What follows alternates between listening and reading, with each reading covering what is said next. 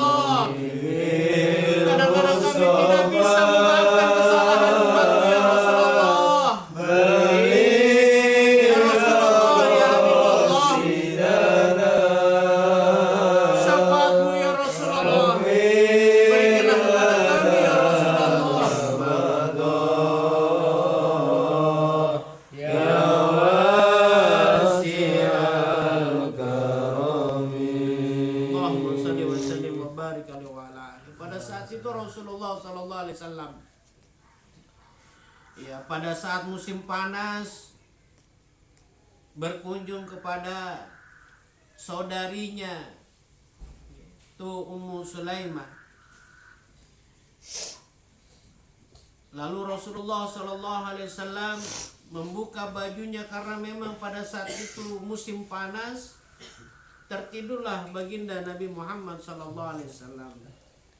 Tanpa sadar keringat Nabi Muhammad SAW mengucur jatuh ke lantai. Dilihatlah oleh Ummu Sulaimah pada saat itu. Lalu Ummu Sulaimah tiba-tiba membawa sebuah wadah, lalu keringatnya Nabi Muhammad SAW ditadakan di dalam sebuah wadah. Keringatnya Nabi Muhammad SAW ditadahkan di dalam sebuah wadah. Tiba-tiba juga pada saat itu Nabi Muhammad SAW terbangun. Wahai Ummu Sulaimah, apa yang sedang kau kerjakan? Lalu Ummu Sulaimah berkata kepada Nabi Muhammad SAW, ya Rasulullah, berkat keringatmu ini mudah-mudahan anak-anakku menjadi orang-orang yang soleh dan soleha. Itu riwayat yang pertama. Lalu ada lagi riwayat yang kedua. Ya Rasulullah, saya kumpulkan keringat engkau ini ya Rasulullah, untuk mengharumkan parfum yang saya miliki ya Rasulullah. Keringatnya baginda Nabi Muhammad SAW itu mengharumkan parfum yang dimiliki oleh Ummu. Keringatnya luar biasa. Nabi Muhammad SAW. Yeah. Mobil jenengan ada GPS-nya kan? Mobil jenengan ada GPS? Nggak ada. Ya, ada GPS. Dulu itu Nabi Muhammad SAW ada GPS-nya. Pelacaknya itu ada. Apa Ustaz? Ini para habaib sudah banyak cerita kepada kita semua. Ya. 5 kilometer aroma parfumnya Nabi Muhammad SAW itu tercium. Maka kalau sahabat ingin mencari Nabi Muhammad SAW sudah keciuman, sudah bisa mengendus, oh ini aromanya Nabi Muhammad SAW, maka cepat sahabat itu menemukan baginda Nabi besar Muhammad SAW. Ini masalah yang lain ini masalah di luar. Kayak fisiknya Nabi Muhammad, rambutnya, keringatnya Nabi Muhammad SAW, masalah itu. Bagaimanakah akhlak baginda kita Nabi besar Muhammad SAW? Salah satunya, bisakah kita menjadi akhlaknya Nabi itu masuk ke dalam diri kita? Salah satunya adalah pemaaf.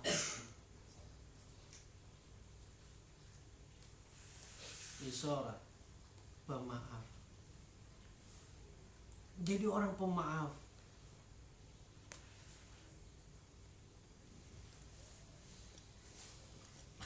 Jangan gerah gitu dong Baran, biasanya. Israel Dulu waktu beliau baginda kita Nabi besar Muhammad SAW di Mekah ingin dibunuh oleh orang kafir Quraisy, dilempar kotoran dan lain sebagainya, akhirnya sampai hijrah Nabi Muhammad SAW ke kota Madinah.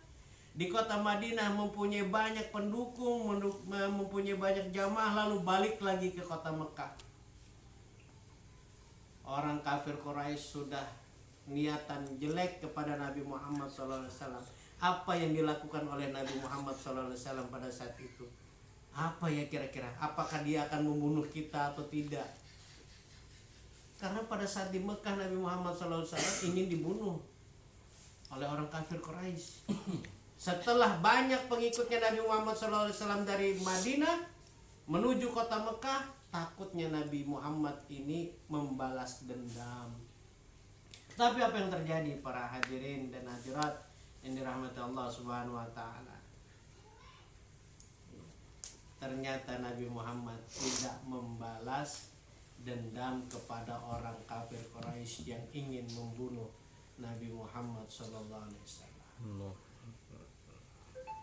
Bahkan Nabi Muhammad menjamin keselamatan bagi orang-orang kafir Quraisy.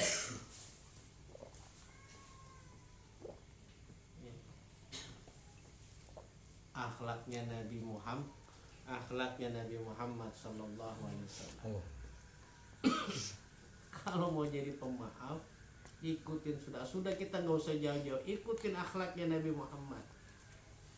Kalau kita ingin mau kenal Nabi Muhammad sallallahu alaihi wasallam, ya begini nih. Begini apa Ustaz? Ya begini, kita bermajelis, kita kesana kumpul dengan orang-orang baik, kumpul dengan ustadz, kumpul dengan kiai, kumpul dengan ulama, kumpul dengan habaib.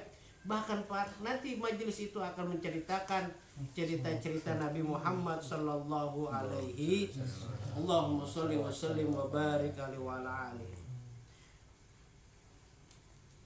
Inilah manfaatnya sebuah majelis. Majelis ini salah satunya ingin mengingatkan kita kepada akhlaknya baginda Nabi Muhammad sallallahu alaihi wasallam. Bahkan diceritakan sahabat Anas radhiyallahu an, ya, aku membantu Rasulullah sallallahu alaihi wasallam selama 10 tahun. Demi Allah, tidak pernah beliau mengatakan aduh, tanda kecewa terhadap Anas, dan tidak pernah mengatakan kepadaku, kenapa engkau kerjakan seperti ini, atau mengapa tidak kau kerjakan seperti ini saja. Tidak pernah. Ya. Asyra sinin itu yang dilakukan oleh baginda Nabi besar Muhammad sallallahu alaihi wasallam. Lalu di kitab Al-Barjanji karya Syekh Ja'far Al-Barjanji, sungguh Nabi adalah kekasih Allah yang bagus watak dan budi pekertinya. Wa innaka la'ala khuluqin azim. Wa innaka la'ala khuluqin azim. Lalu disebutkan lagi beliau mencintai orang fakir. Nih ikutin nih. Ayo kita sama-sama mengikuti akhlaknya Nabi Muhammad SAW. Beliau mencintai orang fakir dan juga mencintai orang miskin. Suka duduk bersama mereka, menjenguk orang-orang yang sakit di antara mereka, mengantarkan jenazah mereka, dan tidak mencemoohkan orang-orang yang fakir.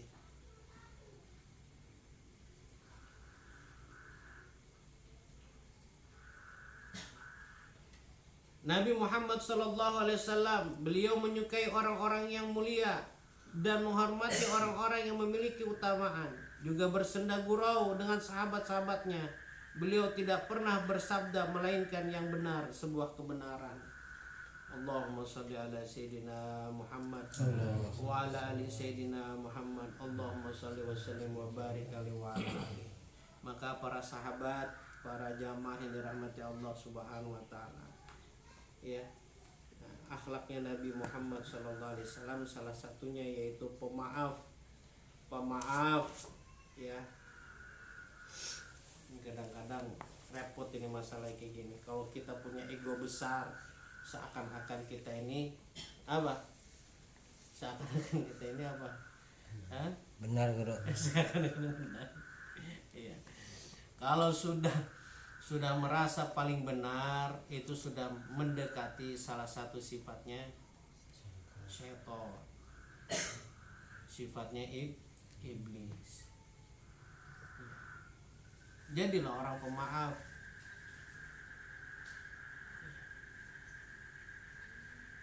Ya kita mana tahu di antara kita, di tempat kerjaan kita,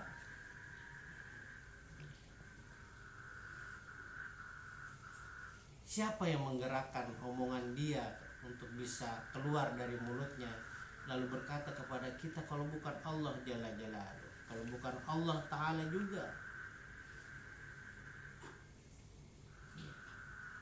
Itu semua atas izin Allah beliau bisa berkata seperti itu, karena Allah yang mengizinkan dia berkata seperti itu.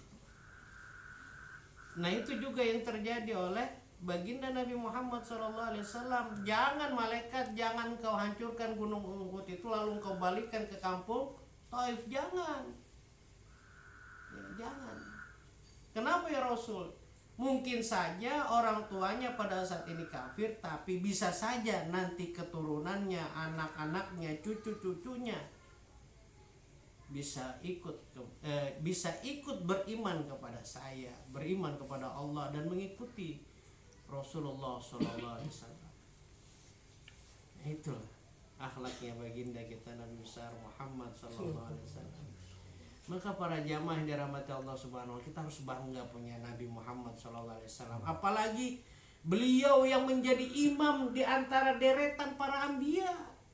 Beliau yang dijadikan imam oleh malaikat Jibril atas izin Allah Subhanahu wa taala, itu imam. Imamul anbiya.